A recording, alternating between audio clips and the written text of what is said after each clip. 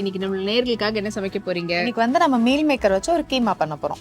Meal மேக்கர்ல கீமானாலே வந்து மட்டன்ல செய்வாங்க and நம்ம ஷோல சிக்கன்லயும் செஞ்சிருக்கிறோம். இப்போ இதை வந்து மீல் மேக்கர்ல பண்ண போறோம். ஓகே, வெஜிடேரியனுக்கு கீமாலாம் செய்ய முடியாதா, கீமா மசாலாலாம் நம்மளும் சாப்பிட முடியாதான்றவங்களுக்காகவே ஸ்பெஷலா செய்யக்கூடியது. ஸோ இது பேர் என்ன சொன்னீங்க?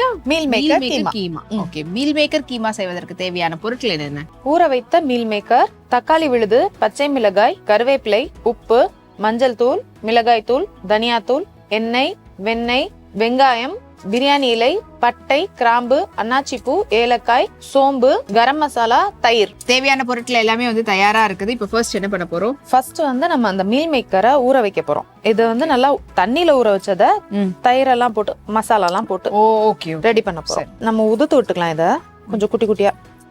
ஓகே, இப்போ ஆல்ரெடி நம்ம வந்து சுடு தண்ணியில ஊற வச்சத உதுத்து விட்டுக்கலாம்.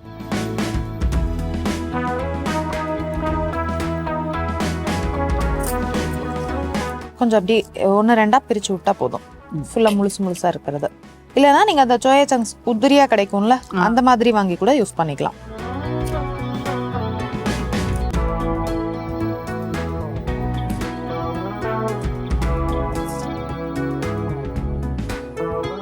இது எவ்வளவு நேரம் ஊற விடணும்? இது வந்து ஒரு 20 நிமிஷம் நல்லா கொதிக்கிற தண்ணியில ஊற விட்டுறணும். ஊற விட்டுட்டு நல்ல தண்ணியில ஒரு தடவை கழுவிட்டு அதுக்கப்புறம் எடுத்துடணும். ஏன்னா நம்ம அந்த தண்ணியோட ஸ்மெல் ஊற வச்ச தண்ணியிலேயே வச்சிருக்கப்போ ஒரு மாதிரி ஸ்மெல் வரும். ஆமா, அதனால நீங்க எடுத்துட்டு இருக்கக்கூடிய ஒரு சொல்றது ஒரு மாதிரி ரொம்ப நாள் இருந்த மாதிரியான ஒரு ஸ்மெல் வரும். அது நீங்க எப்பத்தி அது வாங்கினாலுமே அந்த ஒரு ஸ்மெல் இருக்கும். அதுக்கு நீங்க போறதுக்குன்னா ஒரு தடவை நல்ல வெந்நீல ஊற வச்சதுக்கு அப்புறமா மறுபடியும் ஒரு தடவை தண்ணியில அலசிட்டீங்கன்னா சரியா வந்துடும். நல்லா புளிஞ்சு எடுத்துட்டீங்கன்னா நல்லா. அதுக்கப்புறமா இப்ப நீங்க மசாலா போட்டு ஊற வைக்கணும். நீங்களா அது எவ்வளவு நேரம் ஊற வைக்கணும்? அது ஒரு 10 நிமிஷம் ஊறினா போதும். நம்ம ரெடி இதெல்லாம் வதக்குற டயத்துக்கு முன்னாடி ஊற வச்சுட்டு வதக்குனீங்கன்னா. அப்ப ஸ்டவ் ஆன் பண்ணிட்டுமா? ஸ்டவ் ஆன் பண்ணிடுங்க. எது ஆன் பண்ணிட்டு? இந்த பக்கம்.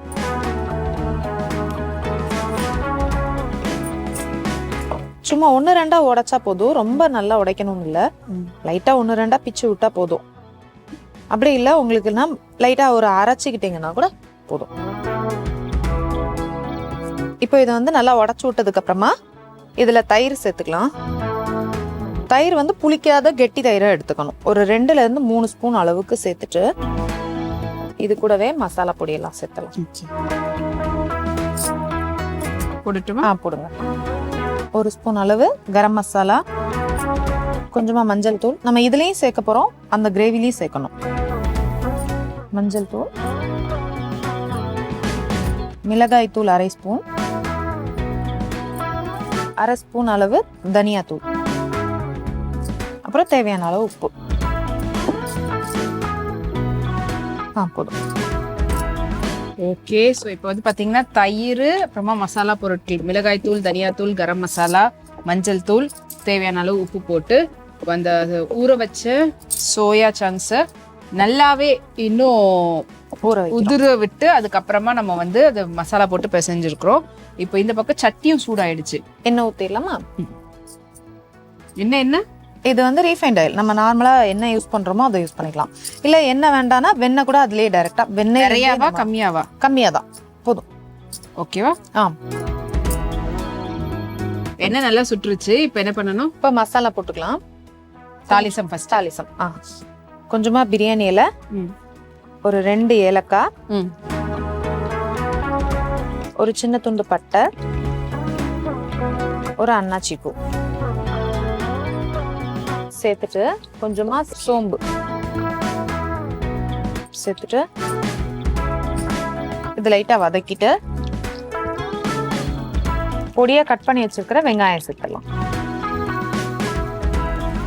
சேர்த்து நல்லா வதக்கிடலாம். இது நல்லா வதங்கணும். வதங்கினதுக்கு அப்புறமா தான் நம்ம அடுத்தது ஆட் பண்ண முடியும். நல்லா கலர் மாறுற அளவுக்கு வதக்குனீங்கன்னா ரொம்ப டேஸ்டா இருக்கும். இதுல வந்து நம்ம தக்காளி டைரக்டா போடல. தக்காளி விழுது போடுறதுனால கொஞ்சம் கிரேவி நல்லா திக்கா இருக்கிற மாதிரி இருக்கும். இல்ல உங்களுக்கு தக்காளி டைரக்டா குட்டி குட்டியா கட் பண்ணது இருந்தா அது கூட நம்ம சேர்த்துக்கலாம். அது சேர்த்தீங்கன்னா நல்லா வதக்கிடணும்.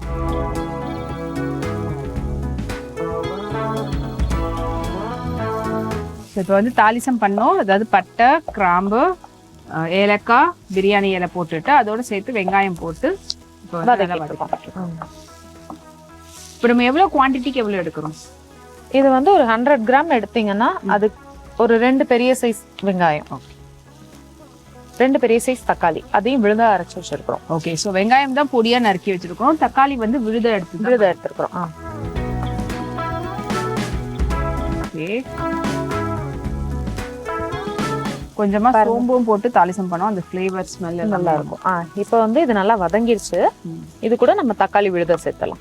ஓகே, அரைச்ச அதாவது 2 தக்காளியை வந்து அரைச்சு வச்சிருக்கிறோம், அந்த விழுதையும் இதுல வந்து சேர்த்தாச்சு வெங்காயம் வதங்கினதுக்கு அப்புறமா. சேர்த்துட்டு நல்லா கலந்து விட்டு இதை கொஞ்சம் கொதிக்க வச்சிடலாம். இது கொதிச்சு வரும்போது மசாலா சேர்க்கணும். ஏன்னா தக்காளி வந்து பச்சையா இருக்கிறதுனால அது கொஞ்சம் பச்சை வாசனை போகிற அளவுக்கு வதக்கிக்கணும். இதுல தண்ணி எதுவும் சேர்க்க வேண்டாம். அதுல இருக்க விழுதே தண்ணியா தான் இருக்கும். அதுல இருக்க தண்ணியே நம்ம கரெக்டா வந்துரும். நீங்க வந்து தக்காளியும் சேர்க்கறதும் தயிரும் சேர்க்கறதுனால எதுவுமே புளிப்பு இல்லாம பாத்துக்கோங்க. ஏன்னா அதனால தக்காளி அதுக்கு ஏத்த மாதிரி நம்ம எடுத்துக்கணும், ஏத்த மாதிரி எடுத்துக்கோங்க. தயிருமே நல்லா கெட்டியா இருக்கணும், புளிப்பு இல்லாம இருக்கணும். இப்ப இது நல்லா வதங்கணும்.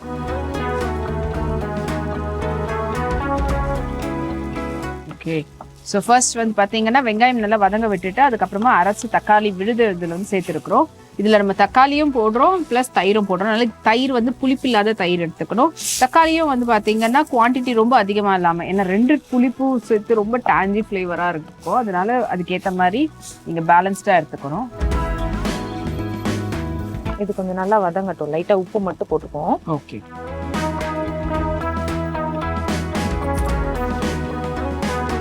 இந்த குழம்புக்கு தேவையான அளவு, கீமாக்கு தேவையான அளவு உப்பு இதுல சேர்த்துப்போம். ஓகே, இப்போ நம்ம வந்து சங்க்ஸ்ல மசாலா போடும்போது அதுக்கு தேவையான அளவு உப்பு போட்டிருக்கோம். இப்போ இந்த கிரேவி மசாலாவுக்கு தேவையான அளவுக்கு உப்பு சேர்த்திருக்கோம். கொஞ்சம் அது கம்மியாவே சேர்த்துக்கோங்க, ஏன்னா இதுல இருக்கிறதுனால ரெண்டுத்தையும் ரொம்ப அதனால பார்த்து எடுத்துக்கோங்க. அதுலயும் போட்டு இதுலயும் அதிகமா போட்டுட்டுன்னா கரிப்பா இருக்கும். ஸோ தக்காளியை நல்லா கொஞ்சம் வதங்கட்டும், அதுக்கான நேரத்துக்கு வந்து கொடுத்துருவோம். நல்லா கொதி வந்துகிட்டு இருக்குது.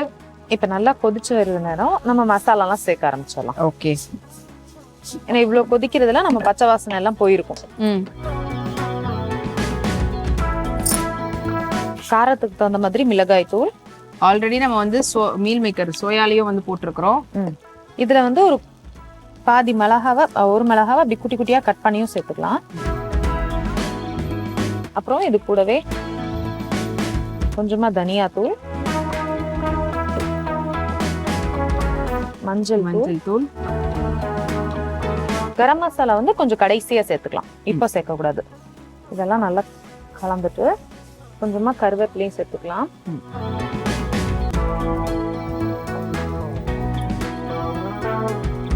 சேர்த்துட்டு நல்லா கலந்ததுக்கு அப்புறமா இந்த ஊற வச்சிருக்கிறோம்ல தயிரோட சேர்த்து இதையும் ஒன்னா சேர்த்துடலாம். ஸோ வந்து பார்த்தீங்கன்னா வெங்காயம் தக்காளி வதங்கினதுக்கு அப்புறமா தேவையான மசாலாஸ் வந்து போடுறோம். மிளகாய் தூள், தனியாத்தூள், மஞ்சத்தூள் இதை போட்டு நல்லா கலக்கி விட்டுட்டு அதுக்கப்புறமா வந்து இப்போ நல்லா ஆல்ரெடி சுடுதண்ணியில் ஊற வச்சு உதிர்த்த சோயா சங்க்ஸ் மீல் மேக்கரில் தயிர், மிளகாய் தூள், கரம் மசாலா, தனியாத்தூள், அதுக்கப்புறமா உப்பு போட்டு மஞ்சத்தூள் போட்டு நல்லா ஊற விட்டுறது, மேரினேட் பண்ணி அதையும் இப்போ இதோட போட நல்லா பரட்டி விடணும். இதுல கொஞ்சமா தண்ணி சேர்த்துப்போம்.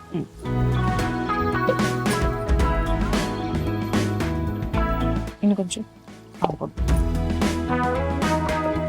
இது ஒரு மாதிரி ட்ரையா தான் இருக்கும்ல? இது கொஞ்சம் ட்ரையா தான் இருக்கும், குருமா மாதிரி இருக்காது. இது கொஞ்சம் ட்ரையா இருக்கும். இது நீங்க கொஞ்சம் நேரம் ஆக ஆக கட்டி ஆயிரும். ஏன்னா சோயா சங்க்ஸ் வந்து எல்லாத்தையும் உரியிறது தானே, அதனாலதான் நம்ம ஊற வச்சிருக்கிறோம். அந்த தயிர் எல்லாமே அதுல ஊறட்டும் அப்படின்னு. இப்ப இது கொஞ்ச நேரம் அப்படியே இருக்கட்டும். இது இப்படியே பண்ணலாமா இல்ல பொரிச்சு எடுத்து போடலாமா? பொரிச்சிக்க வேண்டாம், இப்படியே தான் பண்ணணும். பொரிச்சிங்கன்னா 65 மாதிரி ஆயிரும்ல. ஓகே, இல்ல நம்ம மேரினேட் பண்ணி வச்சிருந்தோம்ல, அது தனியா பொரிச்சா நல்லா இருக்கு. மசாலால வேண்டாம், இப்படியே போட்டாலே நல்லா இருக்கும். இது வந்து சப்பாத்தி, நான் அந்த மாதிரி இருக்கு, வெரைட்டி ரைஸ்க்கும் நல்லா இருக்கும். ஓகே, ஸோ இப்போ வந்து பார்த்தீங்கன்னா மசாலாவில் ஆல்ரெடி மேரினேட் பண்ணி வச்சுருந்த சோயா சங்க்ஸ் மீல் மேக்கரை வந்து இப்போ மசாலாவோட சேர்த்து நல்லா கலந்து அதில் நல்ல பச்சை வாசனை போகிற அளவுக்கும், அண்ட் இப்போ இந்த தண்ணி கொஞ்சம் விட்டுருக்குறோம், அந்த தண்ணிக்கு நல்லா வத்துற அளவுக்கான டைம் வந்து கொடுத்துருவோம். அப்போ தான் நம்மளுக்கு வந்து ஃபைனலாக ஒரு ட்ரை ஸ்டேட்டில் வரும். ரொம்ப அப்படியே பொரிச்செடுத்த ட்ரை அப்படி மாதிரி இல்லை, இது ஒரு பெரட்டல் மாதிரி. ஆமா. ஸோ அதுக்கேற்ற டைம் வந்து கொடுத்து குக்கிங் பண்ணணும். இது திறந்தே இருக்கலாமா இல்லை மூடி விடலாமா? இல்ல மூடி வச்சிடலாம். ஒரு 5 minutes மூடி வச்சுட்டு நம்ம இது அப்பனா எண்ணெய் பிரிஞ்சு வர மாதிரி இருக்கும். ஓகே. மூடி வச்சுட்டு அப்புறமா நம்ம கரம் மசாலா, வெண்ணெய் இதெல்லாம் ஃபைனலா சேர்க்கணும். இது இப்ப சேர்க்கக்கூடாது. மறுபடியும் ஏதாவது தாளிசம் அந்த மாதிரி இல்ல தாளிசம் எதுவுமே வேண்டாம். கடைசி கொஞ்சமா வெண்ணெய் வந்து மேல ஃபிளேவருக்காக போடுறதுக்கு. ஓகே. ஸோ இப்போ வந்து ஆல்மோஸ்ட் நம்ம பண்ண வேண்டியதெல்லாம் பண்ணியாச்சு. இப்போ இதுல இருந்து அது குக்கிங் டைம் மட்டும் கொடுக்கணும். அண்ட் இப்போ மற்ற பொருட்கள் எல்லாமே வந்து பார்த்தீங்கன்னா ரெகுலராக வீட்டில் இருக்கக்கூடியது தான். மீல் மேக்கரும் இப்போ ரொம்ப காமனாக எல்லார் வீட்லையுமே வாங்கியும் வைக்கிறாங்க. அப்படி இல்லைனா கூட நீங்கள் டக்குனு பக்கத்து கடையில் கிடைக்கிற அளவுக்கு தான் மீல் மேக்கர் வந்து உங்களுக்கு அவைலபிளாகவே நிறையவே இருக்குது. ஸோ உங்கள் வீட்டில் காய்கறி எதுவுமே இல்லை, யாரோ டக்குனு கெஸ்ட் வந்துட்டாங்கன்னா கூட மீல் மேக்கரை வச்சு அது ஒரு என்ன சொல்லுவாங்க, மீல் மேக்கர் ஸ்டார்டிங்கில் எல்லாருக்கும் வந்து கறி இல்லையா அப்போ அது மீல் மேக்கர் மாதிரி ஒரு ஆப்ஷனல் வச்சுருந்தாங்க பிரியாணி எல்லாம் செய்யும்போது. இப்போ ஆனால் மீல் மேக்கர்ல எக்கச்சக்கமான வெரைட்டிஸ் வந்து பண்ணலாம். ஸோ அதுலேயும் வந்து பார்த்தீங்கன்னா மீல் மேக்கர் ஹை இன் ப்ரோட்டீன். டயட்டில் இருக்கிறவங்கலாம் வந்து ஐயோ என்னப்பா இது சாப்பிட்றதுக்கு இது மட்டும்தானா இதுதானான்றவங்களுக்குலாம் ஒரு பெஸ்ட்டான ஒரு ஆப்ஷன். ஸோ உங்களுக்கு வந்துட்டு கேலரிஸ் வைஸும் ரொம்ப கம்மி, அண்ட் அது மட்டும் இல்லாமல் வெயிட் ரிடக்ஷனுக்கு வந்துட்டு ஒரு பெரிய அளவில் சப்போர்ட் பண்ணக்கூடியது. அண்ட் இந்த மீல் மேக்கரை வெறும்னே எப்பவும் போல் சாப்பிடாம வேக வச்சோ இல்லைன்னா ரைஸில் எப்படி நம்ம வந்து மசாலா போட்டு பண்ணுறோமோ அப்படி இல்லாமல் இந்த மாதிரி நீங்கள் மசாலா பெரட்டலாவோ இல்லைன்னா வந்து இப்போலாம் வந்து பார்த்தீங்கன்னா சாம்ப் அதில் வந்துட்டு உங்களுக்கு இந்த தந்தூரி இதுலலாம் வந்து கொடுக்குறாங்க. ஸோ இது எல்லாத்துக்குமே வந்துட்டு மீல் மேக்கர் ஒரு நல்ல ஒரு டேஸ்ட்டும் கொடுக்கும். அதே சமயத்தில் உங்களுக்கு கேலரிஸ் பற்றி பயப்பட தேவையில்லை. ஸோ இப்போ நம்ம கொடுத்துருக்கக்கூடிய டைம் போதுமான்னு பார்க்கலாமா?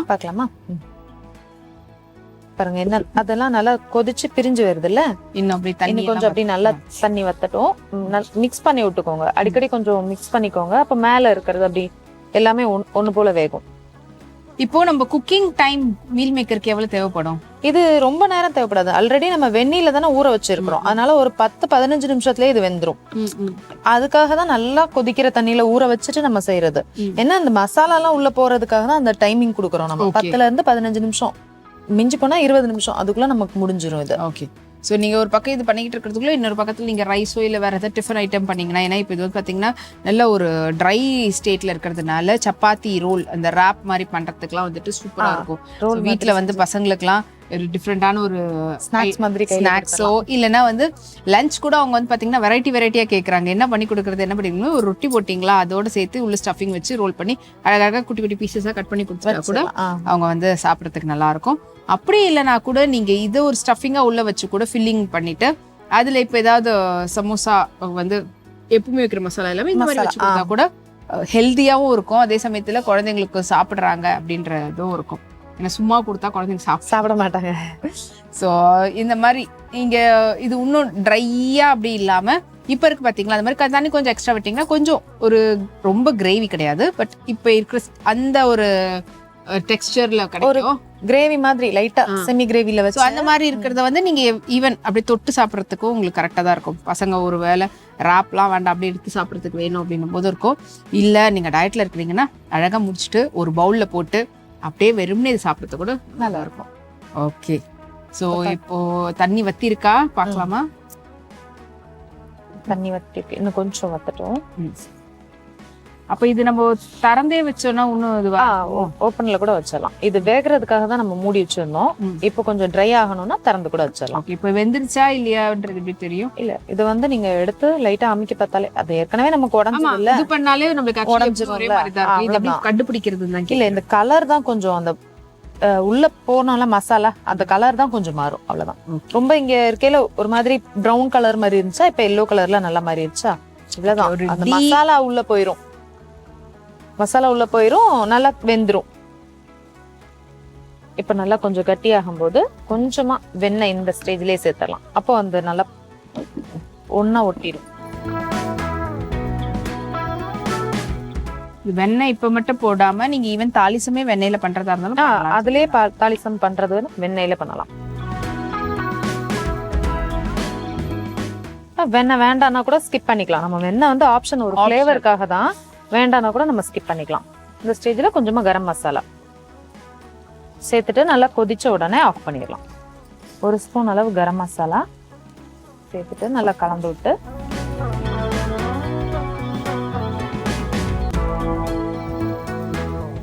கொஞ்சம் ட்ரை ஆன உடனே ஆஃப் பண்ணிடலாம்.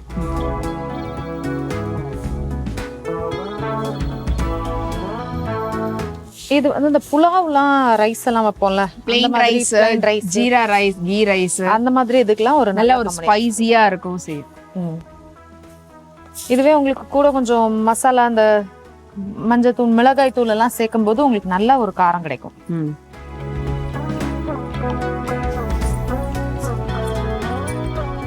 ஓகே, இதோட வேற ஏதாவது ஆட் பண்ணலாமா? வெஜிடபிளோ ஏதோ ஒண்ணு? வெஜிடபிள்ஸ் தேவை கிடையாது. ஏன்னா இந்த சோயா சங்க்ஸ் பொறுத்த வரைக்கும் இதோட ஃபிளேவர் தான் டாமினேட்டா இருக்கும். அப்போ மற்றது போடும்போது நமக்கு ஒன்றும் தெரியாது. இதுவே கரெக்டா வந்துரும் நினைக்கிறேன். வச்சுட்டு அப்படியே ஒரு 2 மினிட்ஸ் விட்டாலே சரியா வந்துரும். ஸோ இது நல்லா கொஞ்சம் தண்ணி வந்து வத்தட்டும். ஸோ அதுக்கான டைம் கொடுத்துருவோம். சோயா சங்க்ஸ், அதாவது மீல் மேக்கர் வந்து கீமாவா பண்றாங்க. ஸோ அதுக்காக நம்ம வந்து பிரேக்குக்கு முன்னாடி கீமாவை மேரினேட் பண்ணி வச்சதை போட்டுட்டு மசாலாவுக்கு தேவையான மசாலாஸும் போட்டு எல்லாத்தையும் நல்லா கொஞ்சம் தண்ணி வத்துற அளவுக்கு டைம் விட்டு அதோட சேர்த்து இப்போ வெண்ணெயும் கரம் மசாலாவும் போட்டிருக்கிறோம். ஸோ அதனுடைய ஒன்று ட்ரைனஸ் கொஞ்சம் இருக்கட்டும்ன்றதுக்காக விட்டுருக்குறோம். இப்போ எப்படி இருக்குது? இப்போ ரெடி ஆயிடுச்சு. நம்ம ரொம்பவும் ட்ரையா இருக்காது, ரொம்ப கிரேவியாவும் இருக்காது. இந்த ஸ்டேஜ்ல இருந்தா நம்ம கரெக்டா இருக்கும். ஆஃப் பண்ணிடலாமா? மண்சட்டின்றதுனால வேற நம்ம ஆஃப் பண்ணி அப்படி எடுத்து வைக்கும் போதே உங்களுக்கு வந்து ட்ரை ஆயிடும். அவ்வளோத்தையும் உறிஞ்சிரும். அதனால இதுல எடுக்கலாமா? அதுவே இருக்கு.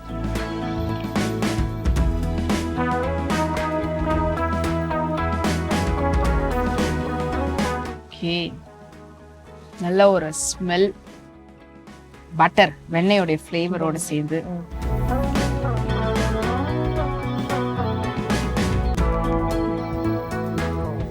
ஓகேவா?